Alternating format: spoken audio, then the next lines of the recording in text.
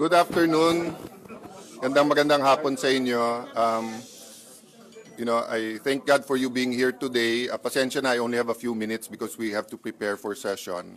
Actually, sinabi ko no media. I just wanted to see kamusta yung mga pulis sa labas dahil napaka-init and just assure them that we appreciate their work. But I should have known better. There's media everywhere. So that's why I'm here. So siguro 3 or 4 questions.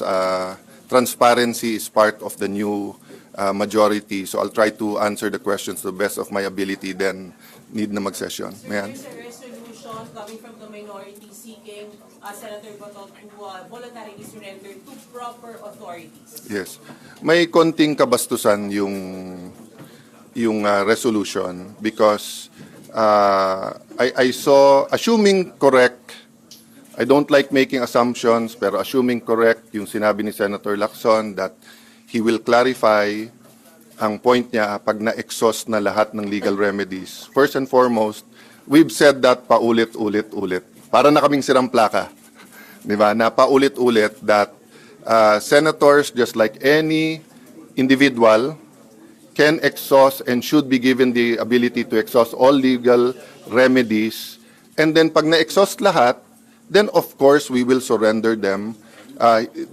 Usually the senators themselves surrender themselves and we will assist. Put it like this, kung meron tayong hearing, pinipilit namin kayong ilagay yung source nyo. And then we held you in contempt. Tapos kayo'y kinustody ng editor nyo.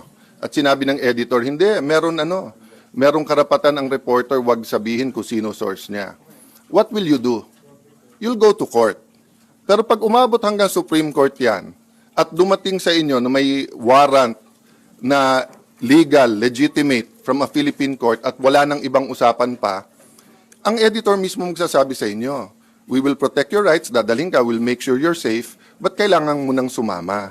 So walang difference dito. Sila ang nagpapalaki ng issue. So kahapon, nagsalita si Senator Pangilinan kung pwedeng hindi na pag-usapan yon, hindi pwede. In fact, baka malipat ito from the Committee on Rules and Public Order to the Committee on Ethics kasi so far lumalabas, it was really a plot to stop him from coming here. Even the NBI may statement ngayon na dun sa former majority, maayos sana yung pag-aresto. Hindi yun ang tradisyon sa Senado. So although the Senate President said his piece yesterday, so far, ang sinasabi ng dating Sergeant at Arms at ng NBI Director is that nakita niya yung warrant at coordinated sa kanya. Kaya makikita niyo po, nakakalat ang mga agents all over the Senate yesterday. This is the first time that happened. Hindi po excuse yung akala mo hindi dadating. Pwede ba yun, akala mo hindi dadating? Pag may dumating dito, may dalang warrant. Kung may dumating dito, may dalang warrant for Senator Soto, for my sister, for Senator Jinggoy. Di ba? I will tell them, we will assist you. You can serve it. If the senator claims that he was denied due process, we'll allow him to file whatever sa court. Pag na-exhaust na yon at hindi, at meron pa rin na warrant of arrest, this is a foreign warrant of arrest. We don't even know if it's valid or hindi.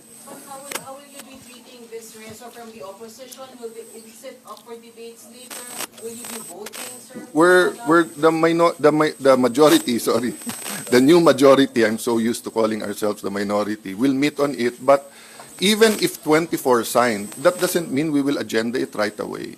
Diba? But sa akin yon, ang pakiusap ko lang, ako, I tried my best. Diba? Nakita nyo naman speech ko, yung pakiusap ko yesterday.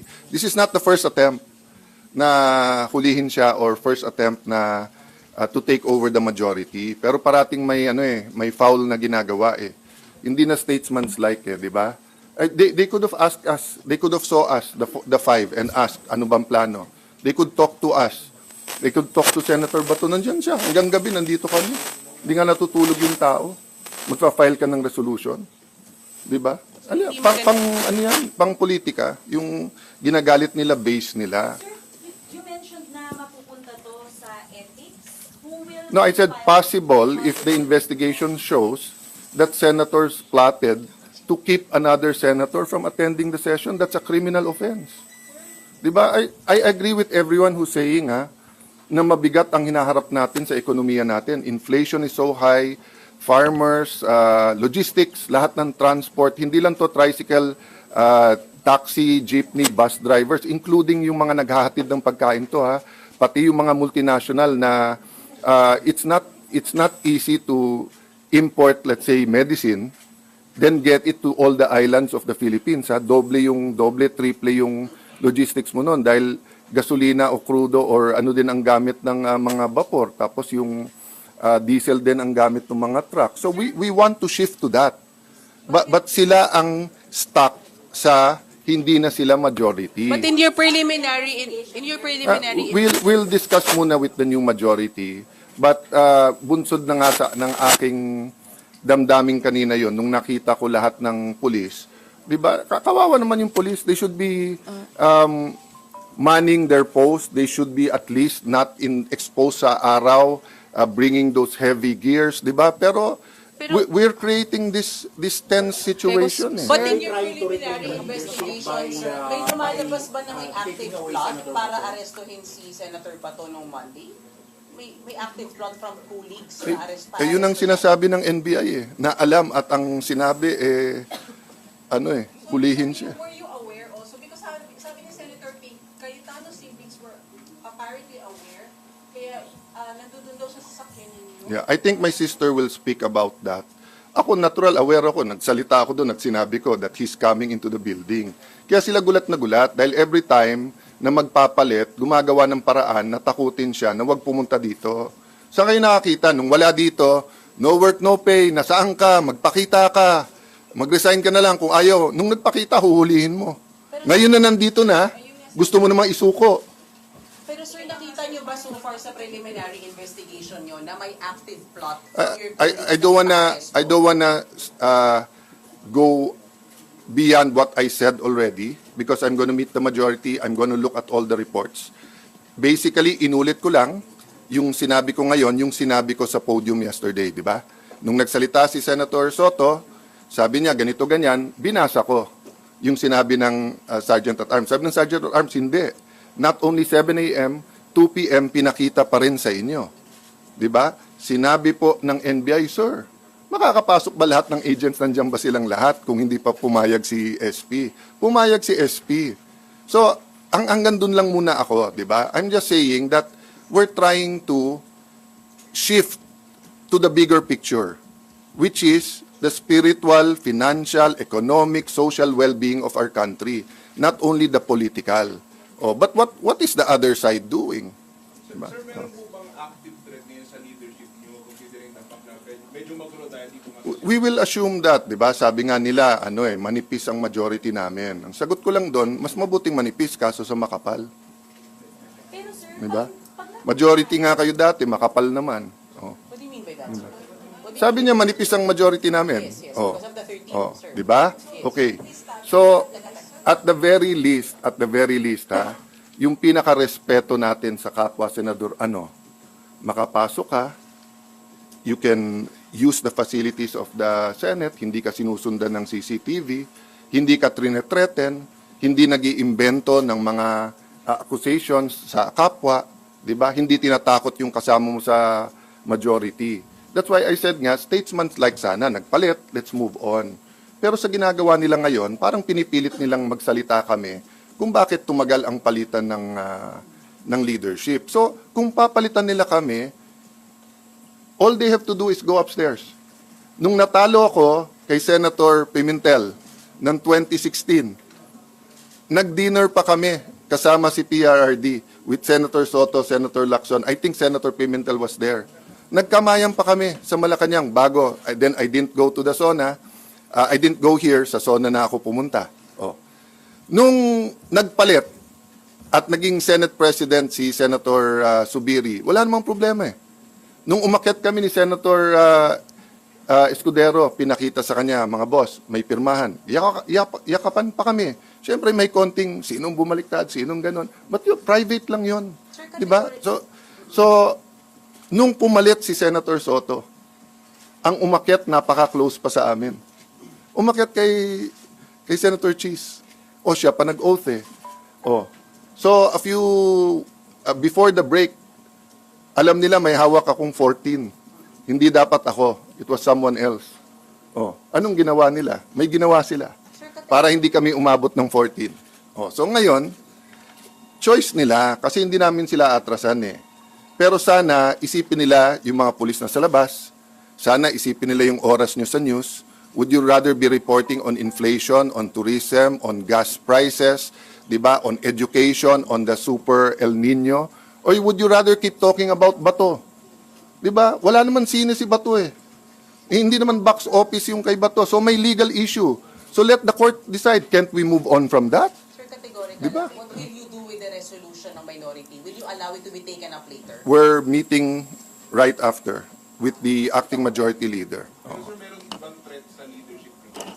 There's always a threat. Kaya lalo nga ito na mainit ang politika. And I'm ready at any time. I didn't ask for this. If natuloy yung ating palit ng leadership nung bago nung break, hindi ako ang Senate President.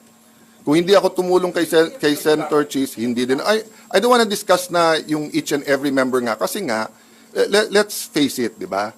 24 lang kami. We have to work with each other. And the problems facing our country doesn't have political colors.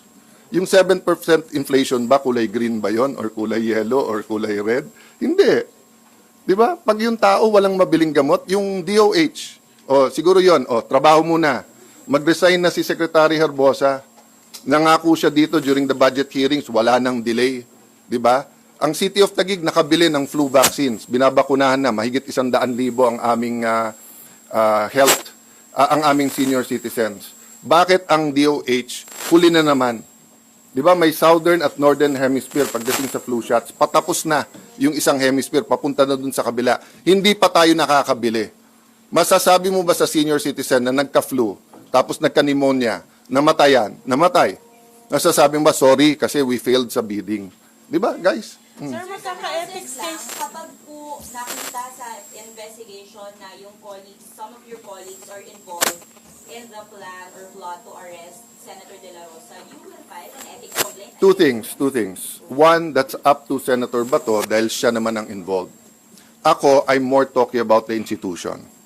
Sometimes, if it's more political action, it's better just to let it go and to be statesmen and stateswomen, di ba? Yung parang, okay, that's part of the game. Medyo may konti kang siko, konti kang sipa. Sige, pero no harm, no foul. No blood, no foul. Di ba? So we want to move there. We want to talk about real issues. Di ba? So let me stop there, guys, kasi I'm sure I'll brief you then by the end of the day. Yeah, last question. Last po na kayo po ang kumausap kay Senator Bato na magpunta rito yung Many people have been talking to him for the longest time.